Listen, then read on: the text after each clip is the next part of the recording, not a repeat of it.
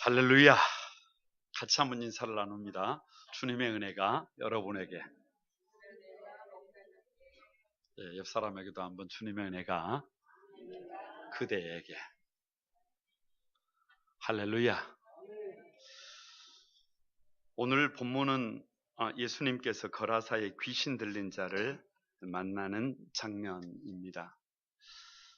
요즘 같은 시대에 귀신 얘기를 한다는 것이 참 버거운 일이기는 합니다만은 오늘은 이 귀신 들림에 대해서 얘기를 해보려고 합니다.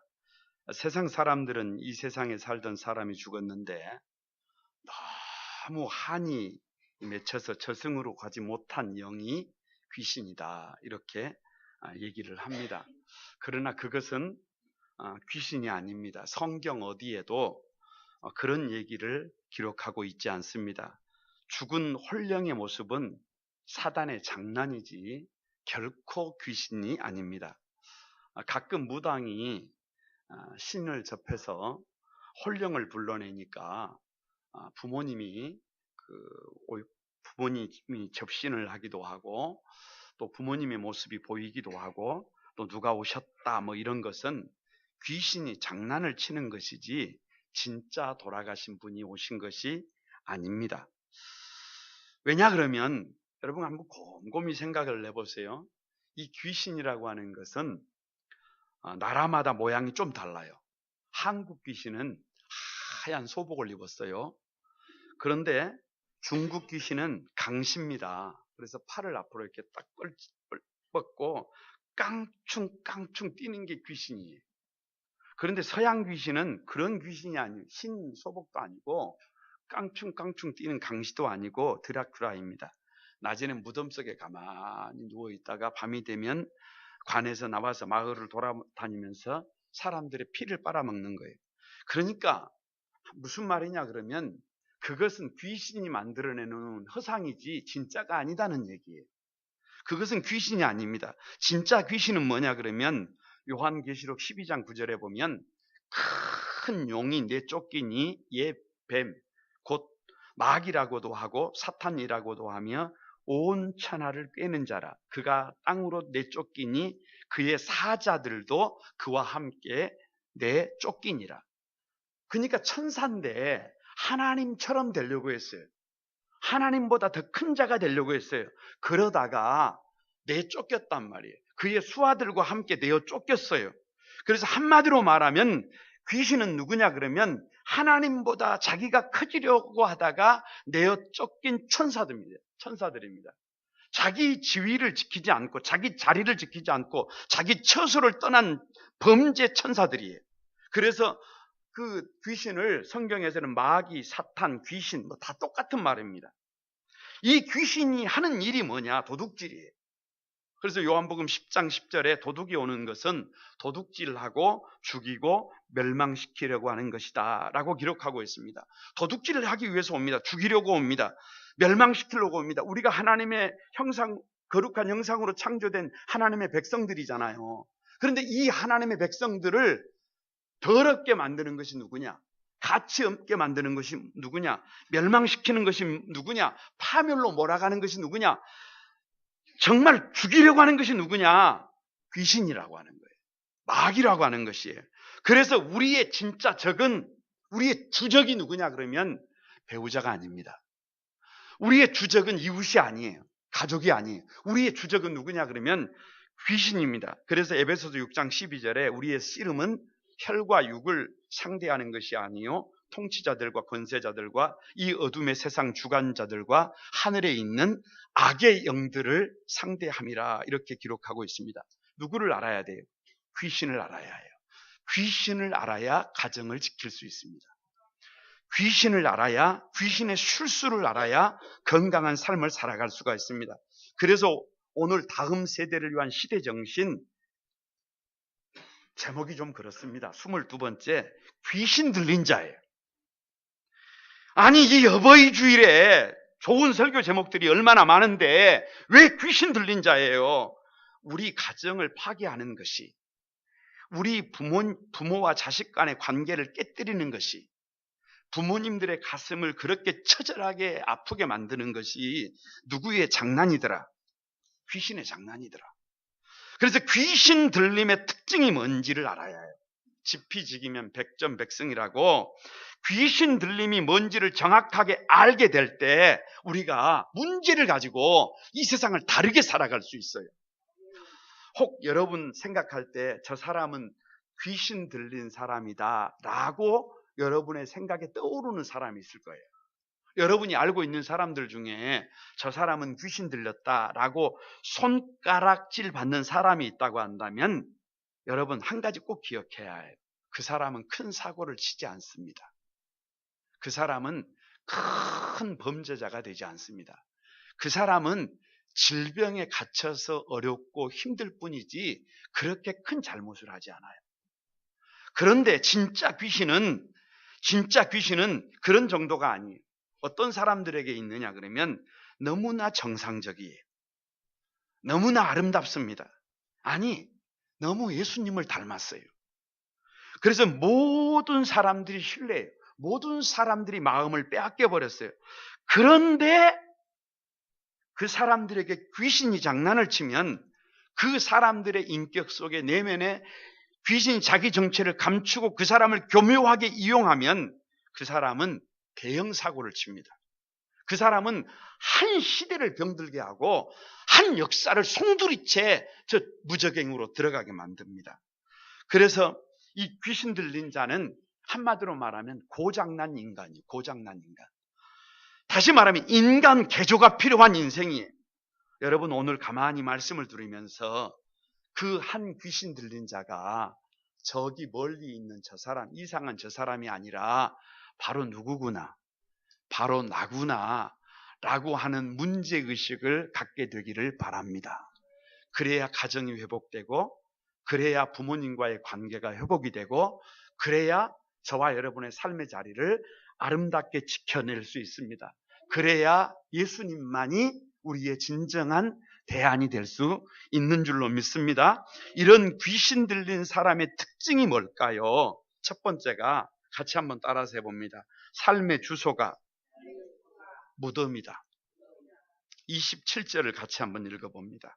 시작. 예수께서 육지에 내리시매 그 도시 사람으로서 귀신 들린 자 하나가 예수를 만나니 그 사람은 오래 옷을 입지 아니하며 집에 거하지도 아니하고 무덤 사이에 거하는지라. 이 사람이 어디 살고 있어요? 무덤 사이에 살고 있어요. 결론은 늘 마지막에 있는 겁니다. 그러니까 무덤 사이에 거주하고 있어요. 무덤이 뭐 하는 곳이에요? 사람이 죽으면 매장지. 아무리 잘 꾸며 놓아도 무덤은 무덤이에요. 어디에 가니까요? 와, 무덤이요. 얼마나 좋은지. 무덤이 에어컨도 있고요. 무덤에 침대도 있고요. 무덤에 주방이 안에 다 갖춰져 있고요. 이건 무덤인지 뭔지 잘 구별을 못 하겠어요. 그럼에도 불구하고 거기는 뭐예요? 거기는 무덤이에요. 그런데 성경은 어디를 무덤이냐고 그러냐 그러면 영적으로 하나님을 떠난 인간을 죽은 사람이라 그럽니다. 하나님을 떠난 도시를 무덤이라 그래요. 저 소돔이 대단합니다. 멋있어요. 저 애굽에 내려가면 먹을 것이 많아요. 바벨론은 세계 최대의 도시예요. 밖은 화려합니다. 물된 동산처럼 보입니다. 정말로 살만한 곳으로 보여요. 대단한 곳으로 보여요. 그런데 그 속은 썩어 있어요. 물을 떠난 고기는 지금 살아있는 것 같아도 금방 죽습니다. 땅에서 뿌리 뽑힌 나무는 살아있는 것 같아도 이미 죽은 나무입니다. 생명의 주인이신 하나님을 떠난 인생, 생명의 주인이신 하나님을 떠난 도시는 화려해 보여도 그것은 무덤일 뿐입니다. 아무리 경제적인 풍요를 누리고 모든 것을 가지고 있어도 첨단을 달리는 곳이라고 하더라도 과학이 발전했다고 하더라도 예수가 없는 곳은 예수 그리스도를 떠난 곳은 거기가 바로 무덤이라고 하는 것입니다. 왜 삶의 주소를 이 무덤에 두고 있을까요? 27절에 그 사람은 오래 옷을 입지 아니하였다라고 기록하고 있습니다. 여러분 사람이 언제 옷을 입기 시작했는 줄 아세요?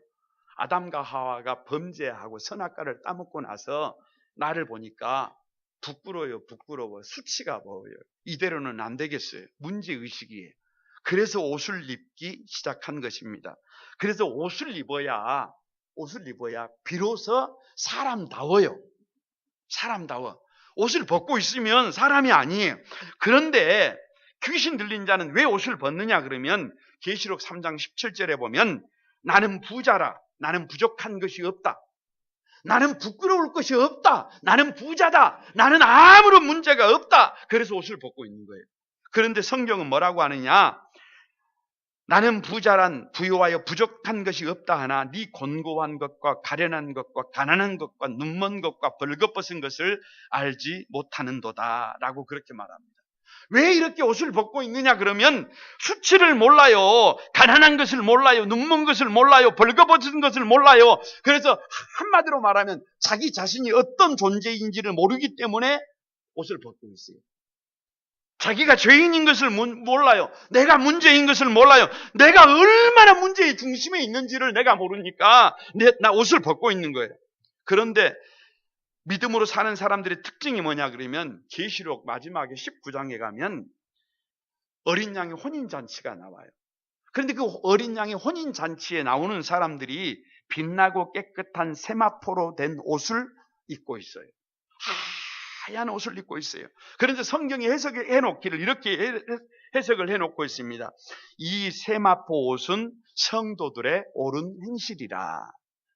그러면서 뭐라고 얘기를 하냐 그러면 이 흰 옷이 누구냐? 예수 그리스도라는 거예요. 그러니까 성도들이 이 세상에서 살면서 가장 잘하는 것이 뭐냐? 예수 그리스도로 옷 입은 것이라는 거예요. 내 생각대로 사는 것이 아니라 예수 그리스도를 믿음으로 사는 그것이라는 거예요. 영적 주소가 무덤인 사람들은요, 예수님 없이 살아요. 예수님을 떠나서 살아요. 예수로 옷을 입지 않아요. 참 이상한 것은 날씨가 더워지면 옷이 가벼워집니다.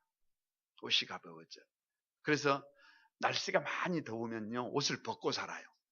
옷을 벗고 살아. 희한한 것은 사람들이 좀 사는 사람들일수록 형편이 좀 좋아지면 이상하게 예수님으로 옷을 입지 않으려고 해요.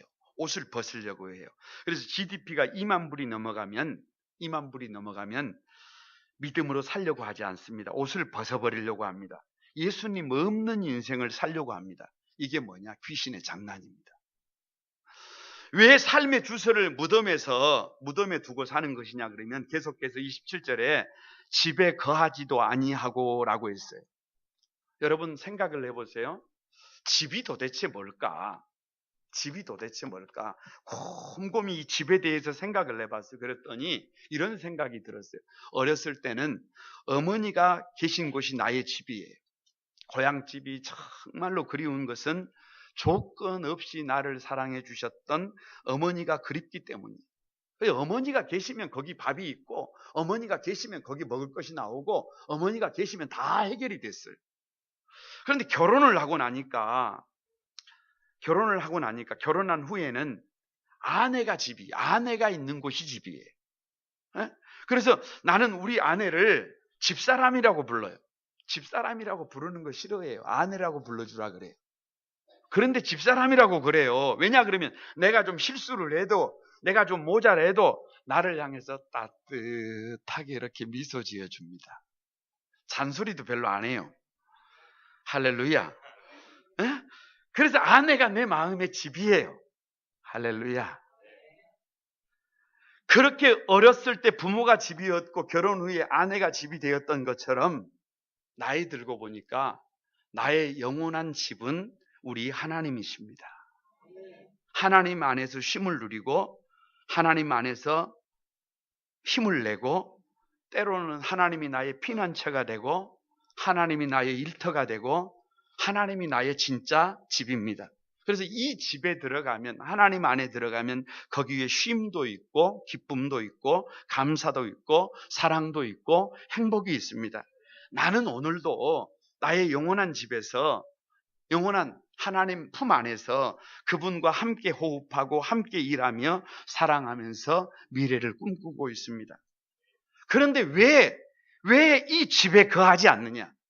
왜 이 사람들이 집에 거하지 않느냐? 참 안타까운 것이요. 집이 무너졌어요. 집이 무너져. 눈 떠보니까 어머니가 안 계셔요. 여러분 7%세대라 그래요. 결혼을 해본 적이 없어요. 네? 누구도 전하는 일이 없어. 하나님을 만난 적이 없어요. 그래서 어머니의 따뜻한 손길을 모르고 아내의 따뜻한 사랑을 모르고 그 하나님의 그 크신 사랑을 몰라요. 이것이 우리 시대의 안타까움이에요. 이것이 우리 시대의 눈물이에요. 네? 아니 조금 더 나가면 더 이상 가치를 집에다가 두지 않아요. 어머니와 아내가 그리고 하나님의 역할을 언제부터인지 돈이 대신합니다. 어머니 없어도 돼요. 아내가 없어도 돼요. 하나님이 없어도 돼요. 돈만 있으면 돼요. 환경이 그 자리를 대신합니다. 그래서 어머니가 없어도 아내가 없어도 하나님이 없어도 돈만 있으면 환경만 되면 그냥 잘 살 수 있어요.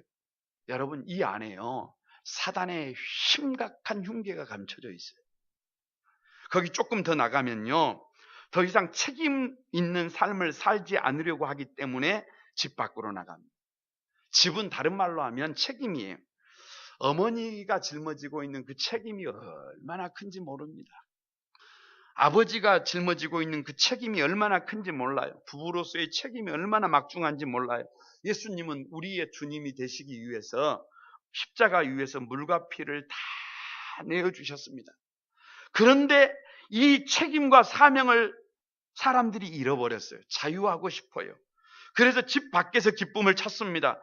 이것이 탕자예요.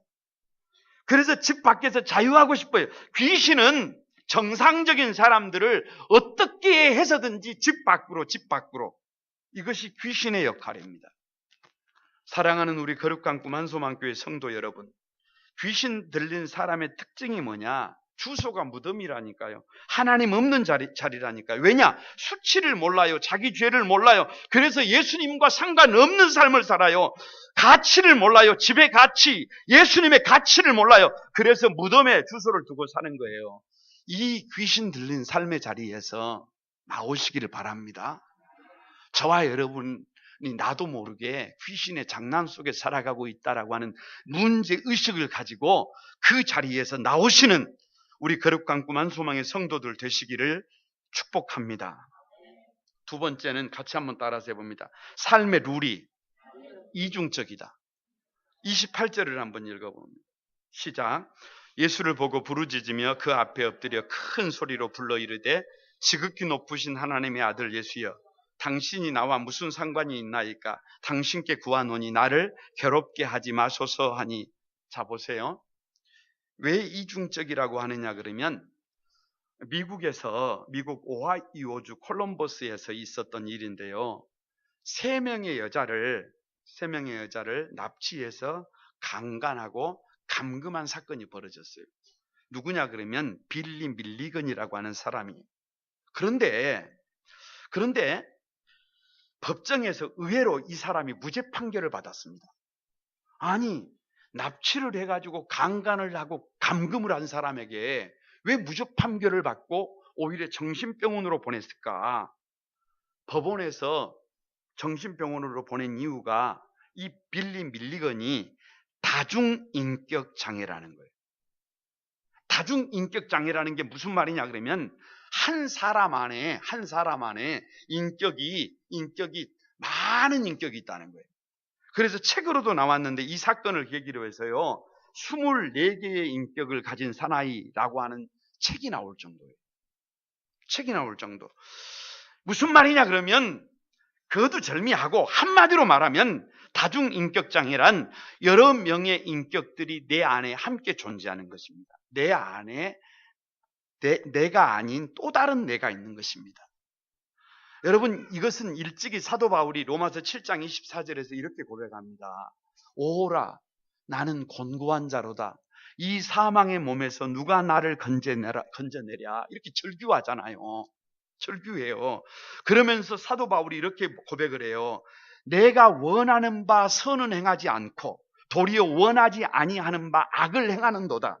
만일 내가 원하지 아니한 그것을 행하면 이를 행하는 이는 내가 아니라 내 속에 있는 죄니라 이렇게 절규했어요.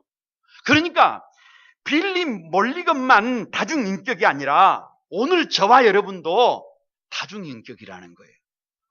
오늘 저와 여러분 안에 또 다른 내가 있어요. 선한 사람 안에 악한 사람이 있고, 강한 사람 안에 부드러운 사람이 있고, 믿음 있는 사람 안에 믿음 없는 사람이 있어요.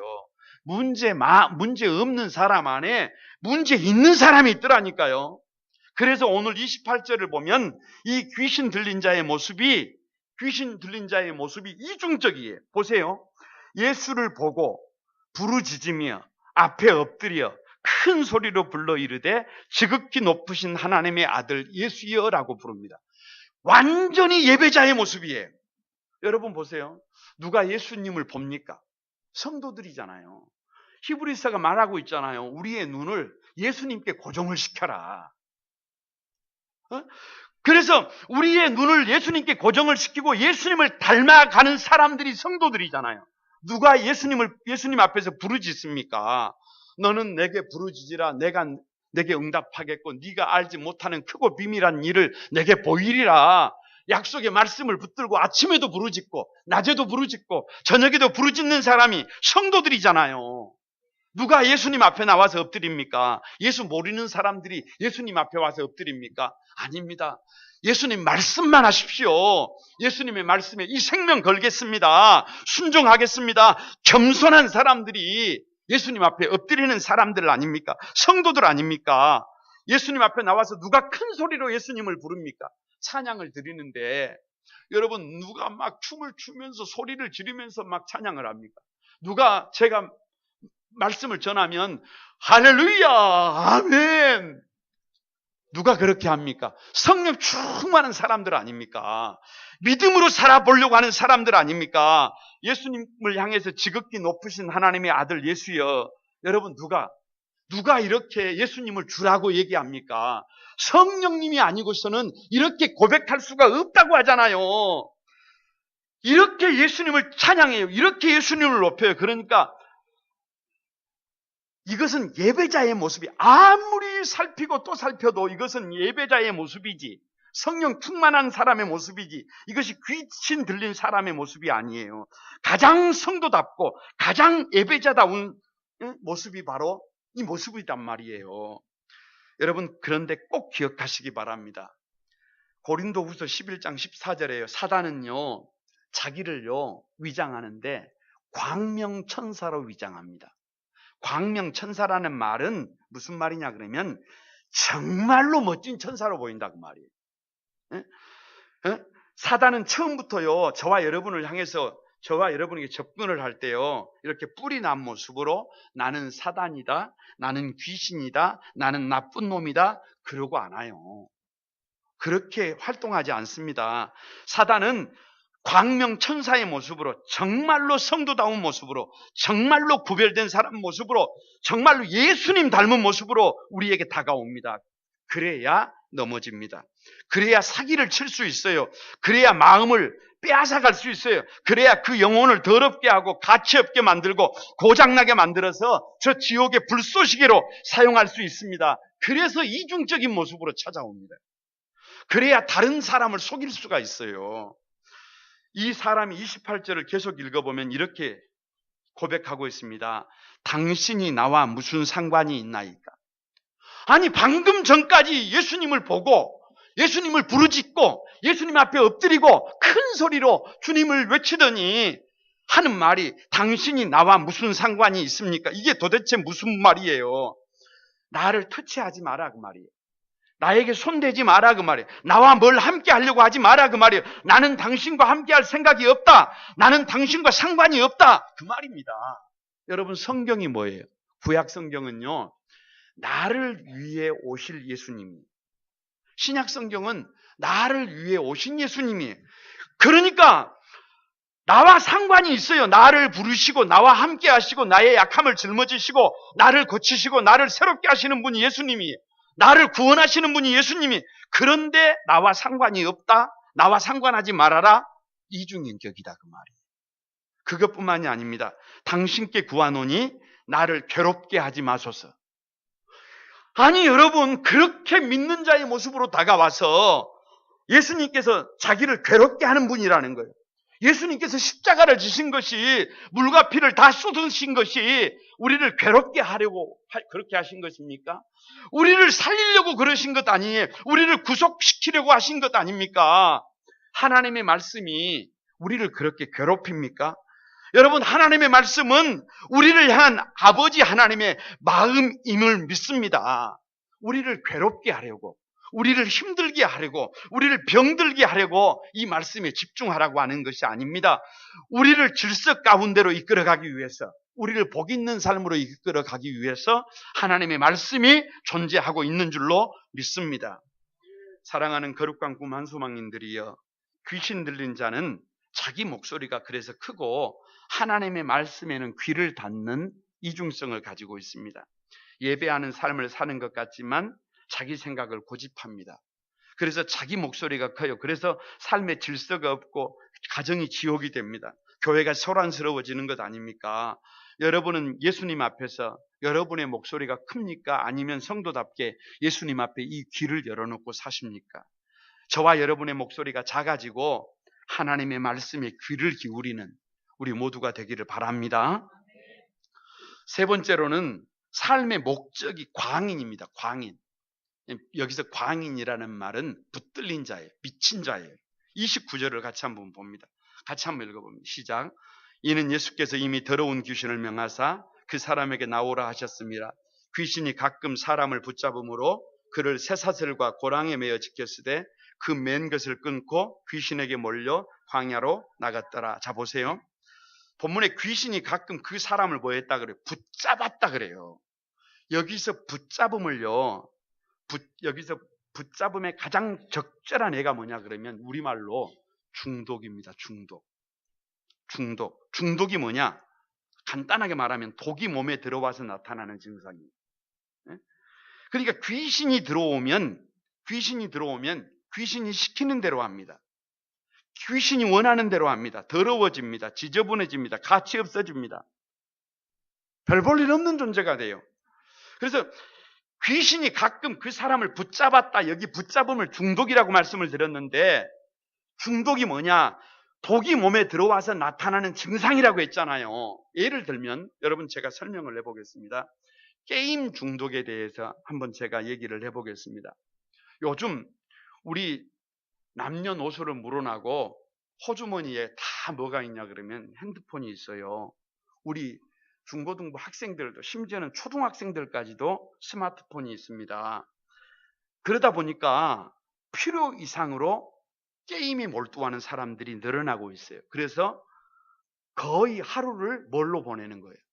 게임으로 보내는 거예요. 이 과정에서 게임에 빠져 있는 사람들이 있다 보니까 자야 할 시간에 자지 않고 게임합니다.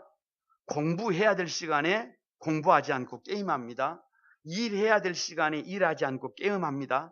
그러다 보니까 잠이 줄어요. 피곤합니다. 생활 사이클이 뒤틀려져요. 뒤죽박죽이 됩니다. 질서가 없습니다. 그러다 보니까 일상생활이 깨져요. 사람과의 관계가 무너져요. 여러분 가만히 생각해 보세요. 그럴 수밖에 없어요. 그러다 보니까 거기에 심각한 문제까지 가지고 오면서 건강까지 영향이 옵니다. 왜? 밥도 안 먹어요. 심지어는 게임하느라고 며칠씩 굶은 사람들도 있어요. 그러다가 나중에는 생명까지도 잃게 됩니다. 결국 잘못된 게임 중독, 잘못된 약물 중독, 잘못된 성 중독, 잘못된 모든 중독은 결국은 그 사람을 묶어버리고 붙잡아서 패망하게 만듭니다. 무너지게 만듭니다. 그 사람의 인생을 망가뜨려버리는 것입니다. 그럼에도 불구하고 현대인들의 꿈이 뭐냐 그러면 뭔가에 이렇게 붙들리는 거예요. 광인입니다. 광인. 그래서 29절에 귀신이 가끔 그 사람을 붙잡음으로 라고 하잖아요. 광인이 뭔가에 붙들려 있어요. 그래서 요즘 젊은 아이들은요, 어린 학생들은 게임장이 되래요. 게임장. 게임장이 뭐냐 그러면 게임은 최고. 그래서 어떤 아들은 어머니의 카드로 100만 원이 넘는 아이템을 구입을 했어요. 왜 구입을 했느냐고 따졌더니 게임장이 되려면 그 정도 아이템이 있어야 된답니다. 친구들에게 잘 보이려면 그 정도 아이템이 없으면 안 되는 거라고 엄마 아빠가 돼가지고 그런 것도 못 해주냐고 그렇게 말을 도리어 역정을 냅니다. 여러분, 그래서 게임에 붙들려 있어요. 노름에 붙들려 있어요. 술과 담배에 도박에 붙들려 있어요. 잘못된 것에 붙들려 있어요. 그래서 그런 분야에서 최고가 되려고 해요. 광인이 되려고 합니다. 꼭 그래야 합니까? 그것이 사람 사는 것입니까? 그것은 망하는 길이에요. 그것은 겉으로는 좋아 보여도 패망의 지름길입니다. 여러분, 많은 사람들이요, 이 잘못된 사랑에 붙들려 있습니다. 그래서 우리 그 말을 해도 잘 못 알아먹을 수 있는데 용어가 나왔는데 옴무파탈과 판무파탈이라는 말이 있습니다. 여러분, 이게 무슨 말인지 아세요? 남자도 여자도 다른 이성들에게 사랑받고 인정받고 싶잖아요. 그런 욕구가 있잖아요. 그런데 옴무파탈이라는 말은 저항할 수 없는 매력으로 여성들을 유혹하는 남자를 옴무파탈이라고 합니다. 그러니까 한 번 이렇게 딱 보면 여자들이 다 어떻게 하는 거예요? 다 넘어가는 거예요. 그래서 손 터치하면 다 누구를 좋아해. 그런 남자를 옴무파탈이라 그럽니다. 여러분, 그 판무파탈은요, 거부할 수 없는 관능적 유혹, 관능. 이 몸매가 막 이렇게 생겼어요. 이렇게 생겨가지고 남자들이 그 자기를 보면 그냥 정신을 차리지 못하는 거예요. 그런 관능적 매력과 아름다움으로 남자들을 유혹하는 여성을 여러분 판무파탈이라 그래요. 그런 생각이 들어요. 그런 생각이. 그렇게 모든 여성을 유혹해야 합니까? 그렇게 모든 남성을 유혹해야 합니까? 모든 사람들이 손만 딱 대면 다 쓰러져야 합니까? 그래서 모든 사람들의 사랑을 받아야 합니까? 여러분, 그렇게 모든 사람들에게 붙들려 있어야 합니까? 여러분, 모든 사람과 함께 한다고 해서 행복한 것이 아닙니다. 어찌 보면 그것이 패망의 길이에요. 이것은 아니잖아요. 한 사람만 충분히 사랑해도 여러분 거기에 답이 있는 줄로 믿습니다. 많은 사람들이 잘못된 가치에 붙들려 있어요. 그래서 현대인들의 소원이 뭐냐 그러면 돈벼락 맞는 거예요. 백만장자가 한번 돼보는 거예요. 돈이면 못하는 것이 없다라고 생각하니까 돈벼락 맞는 것, 돈에 묶이고 싶은 것. 그래서 돈을 벌기 위해서는 수단과 방법을 버리지 않아요. 형제도 없고 가족도 없고 믿음도 없고 오직 돈에 붙들려 있어요. 돈에 환장해 있어요. 여러분, 꼭 그렇게 살아야 합니까? 꼭 그렇게 살아야 되는 것입니까? 그것 아니잖아요. 작은 것 가지고도 얼마든지 가치 있게 살아갈 수 있잖아요. 있는 것으로도 얼마든지 자족할 수 있잖아요. 예수님 한 분으로 충분하다면서요. 돈보다 더 소중한 것이 있는 줄로 믿습니다.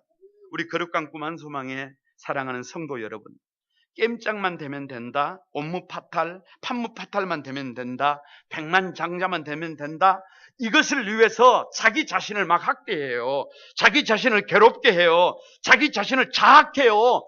여러분, 결박으로 묶어놓을 수가 없어요. 심지어는 자기를 넘어서 다른 사람들을 힘들게 하고 다른 사람들을 귀하게 여기지 않고 다른 사람들을 죽음으로 내몰아요.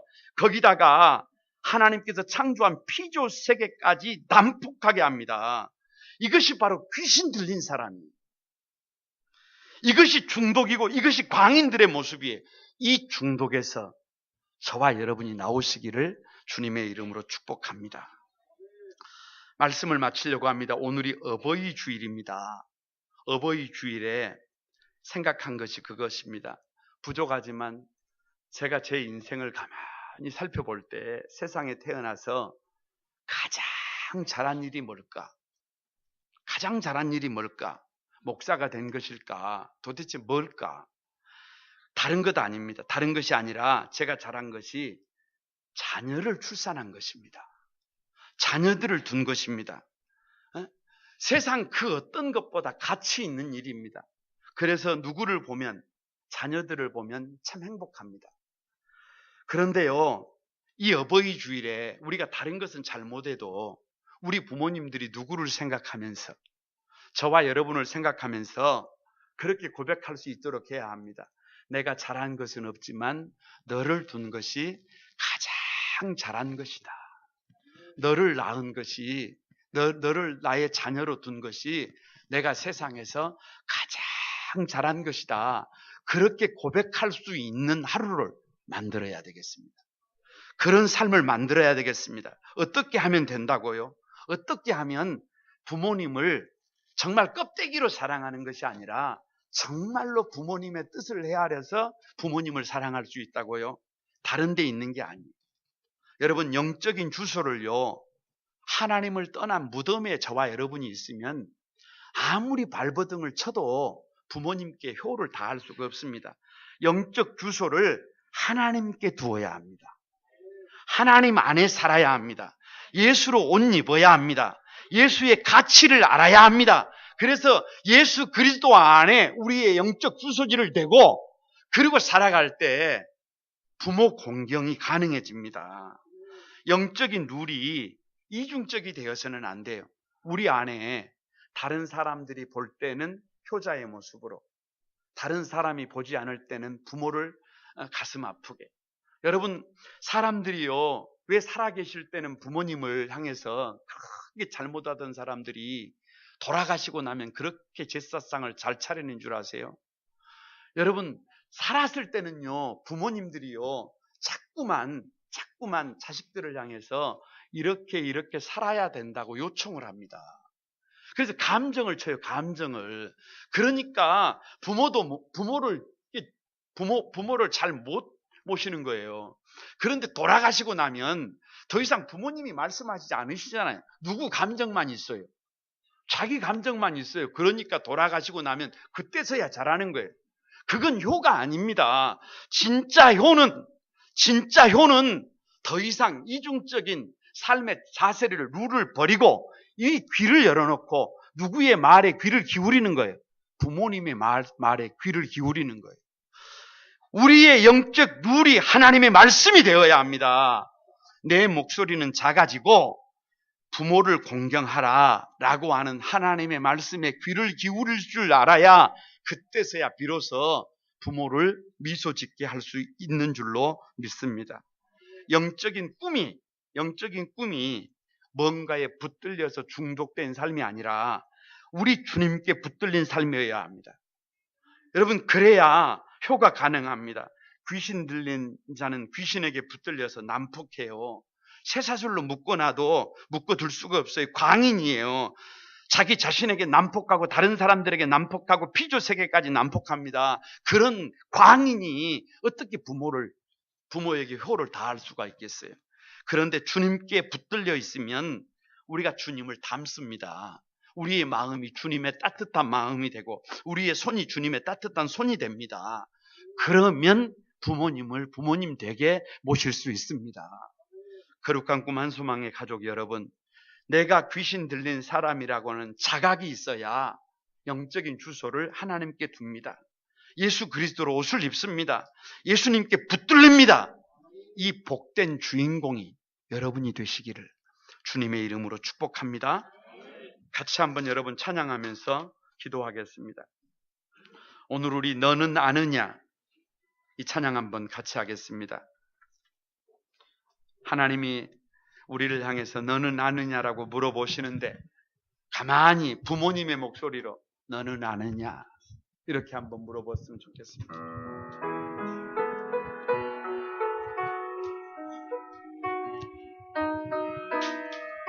다 같이 여러분, 너는 아는 내가 너를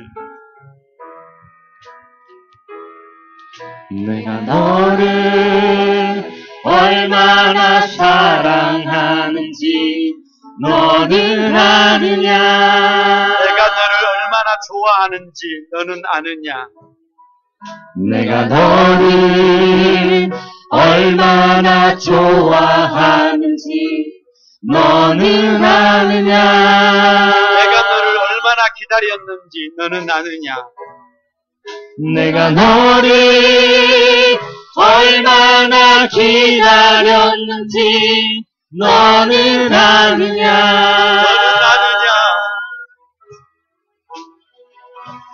너는 아느냐. 우리 오른손을 들고 다시 한번 불러봅니다. 내가 너를 얼마나 사랑했는지 너는 아느냐. 우리 부모님들이 우리를 그렇게 사랑하셨습니다. 내가 너를 얼마나 사랑하는지 너는 아느냐. 내가 너를 얼마나 좋아하는지 너는 아느냐. 내가 너를 우리는 자식을 키워보기 전에는 그 사실을 모릅니다. 좋아하는지 너는 아느냐. 내가 너를 얼마나 기다렸는지, 내가 너를 얼마나 기다렸는지 너는 아느냐.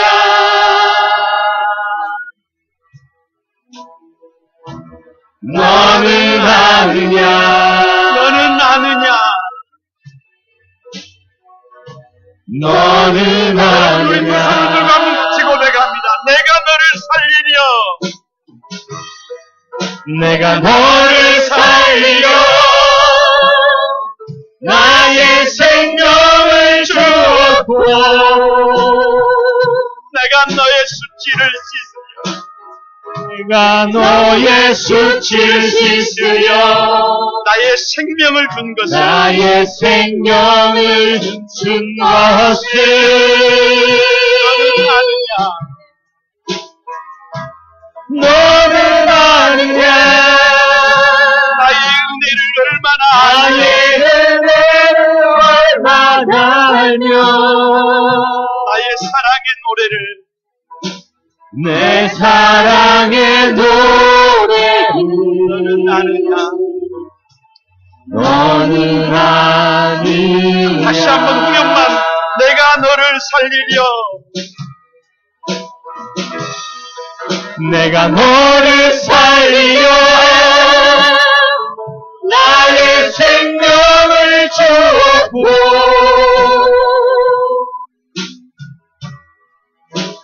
내가 너의 수치를 씻으려 나의 생명을 준 것을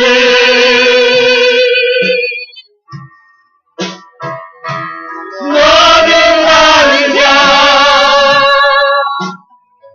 나의 은혜를 얼마나 알며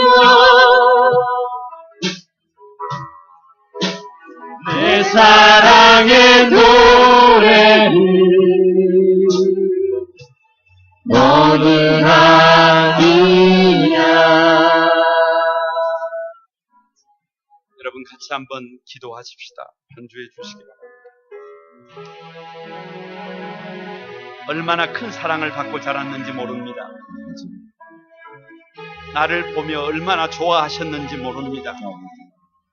지금도 얼마나 기다리고 있는지 모릅니다.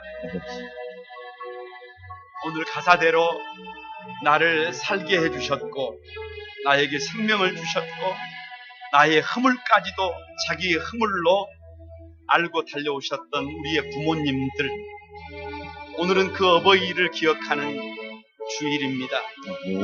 여러분, 우리의 영적 주소가 하나님을 떠난 무덤에 자리하고 있으면 부모님이 보이지 않습니다. 우리의 영적 룰이 이중적이 되어서는, 내 목소리가 커서는 부모님이 보이지 않습니다.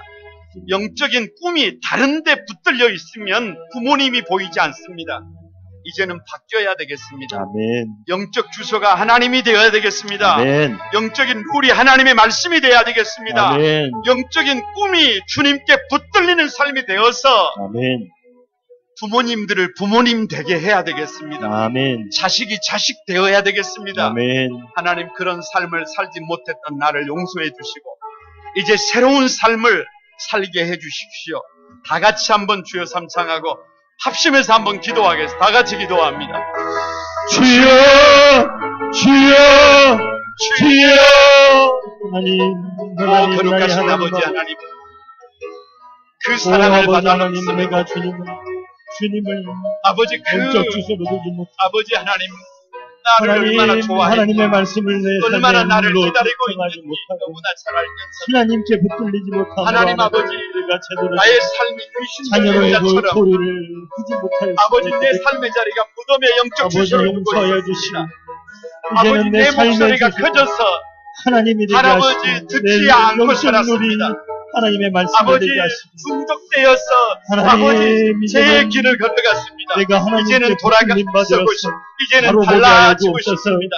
내 부모의 하나님 그 이제는 크신 은혜를 보게 어버이를 하시고 어버이답게 너머에 있는 아버지 하나님 그렇게 감당할 살려가고 수 없는 싶습니다. 하나님의 은혜를 주님의 보게 하여 은혜를 주옵소서. 주님의 사랑을 주님의 은총을 아버지 드러내고 싶습니다. 우리 주님 함께해 주시옵소서. 거룩하신 주님, 주님의 은혜와 사랑을 감사드립니다. 그 큰 사랑, 그 놀라우신 은혜, 한없이 좋은 것을 주고도 다 주지 못해서 안타까워하셨던 그 아버지 어머니가 계셔서 오늘 우리가 있습니다. 그럼에도 불구하고 우리의 영적 주소가 저 무덤에 있어서 우리의 영적 룰이 이중적이고 내 목소리가 커서 우리의 영적인 우리의 삶의 꿈이 뭔가에 중독되어 있어서 어머님을 알아보지 못했습니다. 아버지를 알아보지 못하는 삶을 살아왔습니다. 하나님 우리를 불쌍히 여겨주소서. 이 삶에서 돌아서고 싶습니다. 이제는 우리의 영적 주소를 하나님에게 두고 우리의 영적인 룰이 하나님의 말씀이 되어서 하나님 부모를 공경하고 아버지 하나님 부모를 부모되게 하는 그런 복된 우리 사랑하는 거룩한 꿈 안소망의 성도들 되게 하여 주옵소서. 우리가 주님에게 붙들려서 부족하고 모자란 우리가 주님을 닮아 주님의 마음이 되고 주님의 손이 되어 따뜻하게 부모님들을 아버지 하나님 보듬어 드릴 수 있는 그런 복 있는 성도들 되게 해 주옵소서. 함께 해 주신 것을 감사드리옵고 예수님의 이름으로 기도드리옵나이다. 아멘.